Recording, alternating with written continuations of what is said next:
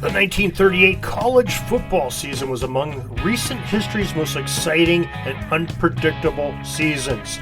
There were no clear-cut favorites, and the favorite at the beginning of the year wasn't the one at the end, heading into the season. So several teams emerged as contenders throughout the year, and we're going to go through them and who won the Heisman and some of those bowl games coming up in just a moment.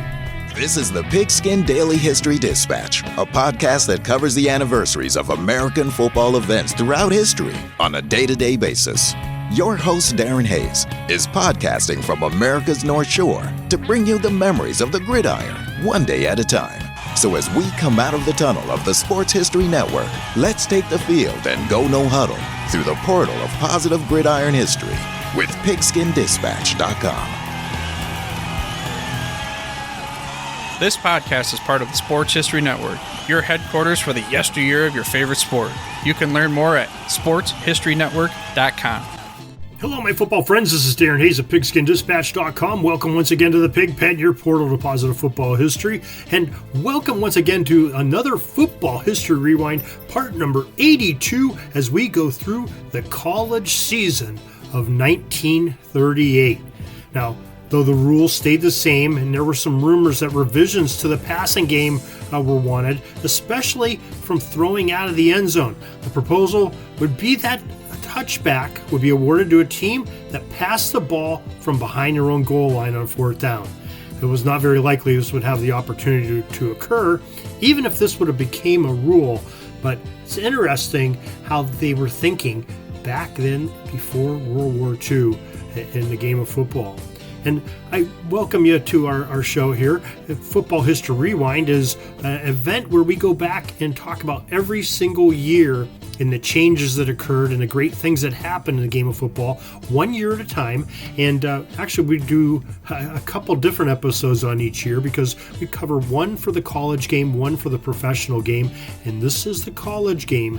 And we're going to be talking about some great teams, including this one, the University of Pittsburgh, in a moment. But before we do, let's make sure you're aware we have a book out. This is called The World's Greatest Pro Gridiron Team. Now, that's a big statement, but it's a big title for a team that really needs some recognition. They played 120 years ago, and they were probably the most dominant professional mainstream team in football history. Yeah, I'm talking stand aside 1972 Dolphins, stand aside 1948 Cleveland Browns. The 1903 Franklin All-Stars were dominant with a capital D.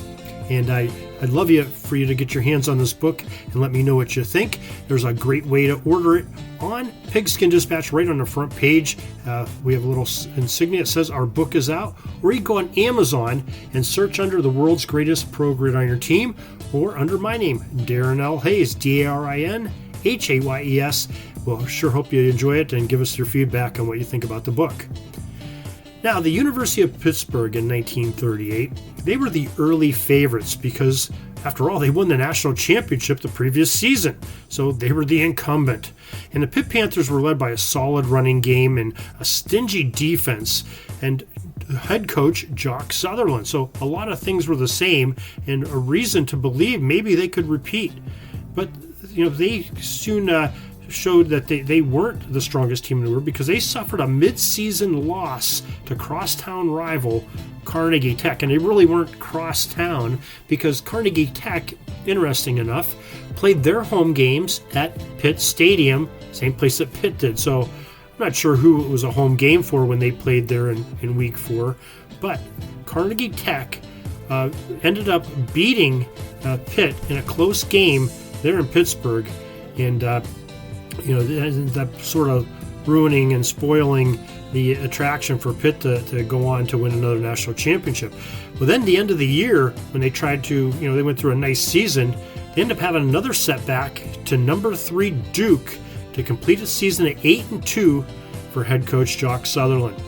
Now, several other teams emerged as contenders as the season progressed, including Notre Dame, Michigan, Tennessee, Northwestern, that same Carnegie Tech team, Duke, and TCU, and we're going to talk about all of them and even throw in a couple other ones as well. First off, let's go back to Carnegie Tech in 1938.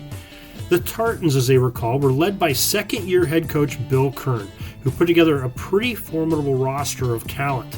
They played as a team. They were one unit, and they were very disciplined. The mid-season 0-7 loss at Notre Dame in South Bend, though, hampered their rankings later in the year. But still, that's pretty respectable for small Carnegie Tech to go all the way to South Bend and only lose by a touchdown and, almost shut out Notre Dame. Now, still, this signature victory over the Pitt Panthers and subsequent wins over Holy Cross and Duquesne propelled them into the Sugar Bowl matchup with Texas Christian University. Another team we're going to talk about. We'll get to the results of that game here in a second, because Texas Christian University, or TCU, in 1938, the Horned Frogs were another strong program for the 38 season, led by Heisman Trophy recipient quarterback Davey O'Brien. The young signal caller took over the reins of the TCU offense a couple years earlier after observing for a year former Frog quarterback Sammy Baugh, who was lost to graduation at the end of 36. And O'Brien was an exciting player as he was a dual threat to throw or run with the ball. Davey accumulated 1,457 yards passing on a 1938 season and 19 touchdown tosses, which is tremendous when you think about the year that they're playing for. This is almost 90 years ago. They're playing the passing game wasn't as prevalent as it is today. But 19 touchdown tosses. The native of Dallas also took home the prestigious Maxwell Award, and O'Brien was the 4th overall pick in the first round of the 1939 NFL Draft, which was held in December of 1938. The Philadelphia Eagles drafted him, and owner Burt Belt offered him a $12,000 bonus in a 2-year contract. O'Brien signed with the team in March, becoming the first Heisman Trophy winner to play in the NFL. If you remember all the failures from before, especially the Eagles drafting a couple of those. They drafted the very first draft pick in 1936 NFL draft, and he decided not to even play in the NFL, go into business instead. So truly, that was an accomplishment too, getting O'Brien, the Heisman Trophy winner, to play in the NFL. Now, the Horned Frogs registered a perfect record in 1938 under fifth-year head coach Dutch Meyer. Critical wins for the TCU that season were knocking off Texas A&M by the score of 34-6 in Week 4, and winning a season finale showdown with Southern Methodist to propel them into that Sugar Bowl game on New Year's Day against number 6 Carnegie Tech. Now, the Sugar Bowl was very contested, and the Horned Frogs ended up prevailing in that game 15-7, so knocking Carnegie Tech from the rank of the unbeatens in the contention for a national championship. But the Horned Frogs, well, they're still very much in contention, and we'll get back to them in a minute here. But we had some great teams out of the Big Ten, as usual. In Fritz Kreisler's first season as the Michigan program's head coach, the Wolverines sported a 6-1-1 record. Their only setbacks were a 6-7 loss at Minnesota in Week 3 and a late-season scoreless tie versus Northwestern. Nothing to be ashamed of there. Minnesota, well, they had that big letdown game after knocking off Michigan. The victory over the Wolverines must have drained the Gophers, because the next week they fell to Northwestern by the score of 3-6, and a few weeks later got blanked by Notre Dame to finish with a 6-2 mark at season's end. Not good enough to be the national champions. Speaking of Northwestern, they suffered a loss of their own after the emotional win over Minnesota, falling to Wisconsin and Notre Dame in the last 3 games of the season, tying Michigan in between. So going 0-2-1 in the last 3 games after being 4-0-1. Well, that again doesn't quite meet the standard in 1938 to be in contention for the title. But there were other teams in contention. How about 1938 Tennessee Volunteers? Well, the Vols of the University of Tennessee also finished with a perfect 11-0 record on the season. Head coach Robert Nealand fielded a Vols squad that registered some thrilling victories on the season, which included shutout wins over their last 4 opponents, including rivals Vanderbilt, Kentucky, and Ole Miss, and an undefeated number 4 ranked Oklahoma in the Orange Bowl. The Vols also blanked a strong Alabama team earlier in the season, and the Tide ended up making in the top 10 best teams in the country by season's end, even with losing in Week 1. Tennessee featured 3 All-American players: Bob Suffridge at guard, Bowden Wyatt at end, and George Cafago at tailback. We talked about the Fighting Irish earlier of Notre Dame, and the Dickinson season awarded the Fighting Irish the Knute Rockne Award for being the number 1 team in the AP poll at the end of the regular season. Under head coach Elmer Layden, Notre Dame had an unblemished record for their first 8 outings, defeating 2 ranked teams in Carnegie Tech, Minnesota, and Northwestern. And the weakness of the Dickinson system in the AP poll in defining the best teams was exposed here because they were elected at the end of the regular season, at the end of November. Well, they fell 13-0 after that AP poll was posted, and they were awarded the Knute Rockne Award to USC. Southern Cal beat them 13-0, blanking them. So when you look back retroactively, you cannot say that Notre Dame was the best team in the country. Well, so what about Southern Cal? They beat Notre Dame, who was undefeated prior. Well, they end up going to the Rose Bowl, the University of Southern Cal, and Duke, who we talked about earlier, under Coach Howard Jones at USC. Trojans came out of the Pacific Coast Conference with an 8-2 mark, while the Blue Devils, guided by the wisdom of head coach Wade Wallace, were riding high on that 9-0 ledger. Not 1 point had been allowed by this vaunted Duke defense known as the Iron Dukes, led by co-captains Dan Hill and Eric Tipton during the scheduled season. The contest in the Rose Bowl was scoreless after 3 quarters. Defense definitely showing its way for both teams. The Blue Devils took the lead with a 23-yard field goal there in the 4th quarter, and Duke had not been scored on all season, but with a remaining minute, Southern Cal quarterback Doyle Nave entered into the game off the bench and completed 4 straight passes to Al the Antelope Kruger. Love that name.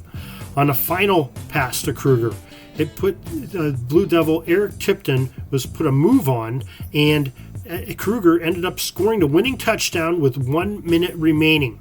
Kruger's touchdown marked the first point scored against Duke during the season, and ironically, it cost them the game.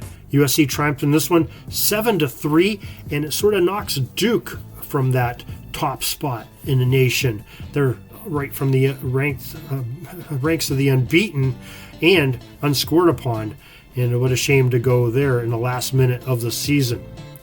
So we've got sort of a mishmash of teams, a lot of good teams, a lot of great teams, some undefeated teams in there. So how did the polls look at this? Well, the AP poll ended up reneging at the end of the season after they had Notre Dame at the end of the regular season, and they gave that to TCU. The National Championship Foundation and the Helms Foundation also said the Horned Frogs were the top team. The CFB researchers retroactively named Tennessee as the champions, and we already told you that the Dickinson poll chose Notre Dame based on the regular season record. Well, our friends over at the Tip Top 25 website, which is a great website, they point to Tennessee being a stronger candidate for the national championship, as the Vols outscored their opponents by 293-16 by their research, and the Tennessee opposition had a winning record at season's end, while TCU's cumulative opponents were slightly under 500 for the year. So strength of schedule, it definitely in Volunteers' way, and 293-16 is nothing to sneeze at. That's quite a great offset in points for the Vols. So Tip Top 25 believes Tennessee should be the national champions. I think I agree with them. They do a great job over there looking at everything and putting it into modern terms and modern things, and I think Tennessee deserves that national championship. So the 1938 college season was a memorable one and considered one of the greatest seasons in college football history, and we are glad that you were able to enjoy it with us here on the Football History Rewind, part number 82. Next time we come back to the Football History Rewind, we will go into the professional game, look at the NFL and any rival leagues from 1938, some of the greatest players playing the game at that time, and who won that vaunted NFL championship. We'll come back to that in a week or two. But we're sure glad that you were able here to join us today for Football History. And we're going to have more Football History podcasts in between. Just because Football History Rewind isn't coming on for a week or two doesn't mean we're not going to bring you the history of the game the way we always do. So make sure you join us. Follow us on our newsletter. You can join at the show notes of this very podcast or at the top of Pigskin Dispatch. And don't forget about our book, The World's Greatest Pro Gridiron Team, available on Amazon under Darren Hayes. Till next time, everybody, have a great gridiron day. We're taking a peek over at the chains and the down marker. It's 4th and long. We're going to have to punt the ball and get on out of here, but we'll have another series tomorrow for your football history headlines, so be sure to tune in. We invite you to check out our website, pigskindispatch.com, not only to see the daily football history, but to experience positive football with our many articles on the good people of the game, as well as our own football comic strip, Cleat Marks Comics. Pigskindispatch.com is also on social media outlets, Facebook, Twitter, Instagram, and don't forget the Pigskin Dispatch YouTube channel to get all of your positive football news and history. Special thanks to the talents of Mike and Gene Monroe, as well as Jason Neff for letting us use their music during our podcast. Pigskindispatch.com is a proud affiliate of the Sports History Network, the headquarters of sports yesteryear.